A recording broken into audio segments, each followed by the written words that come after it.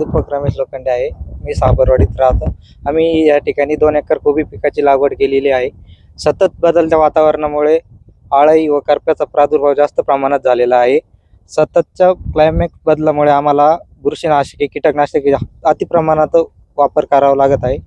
त्यामुळे उत्पादन खर्चही निघणं अवघड झालेलं आहे. त्यामुळे सरकारने भाजीपाल्याचे भाव स्थिर ठेवावे ही सरकारला आमची सर्व शेतकऱ्यांची विनंती आहे. माझं नाव रामदास वसंत लोखंडे, राहणार देवरगाव, तालुका येवला. मी 2 एकर कोबीची लागण केलेली आहे. पण सतत बदलत्या वातावरणामुळे बुरशीनाशके, कीटकनाशके अतिप्रमाणात मारायची शेतकऱ्यावर वेळ आलेली. त्याच्यामुळं खर्च भरमसाठ झालेला आहे. त्या दृष्टीनं शासनाने निर्णय व्यवस्थित घ्यावे आणि भाजीपाला मार्केट स्थिर ठेवावे ही शासनाला विनंती शेतकऱ्यांची.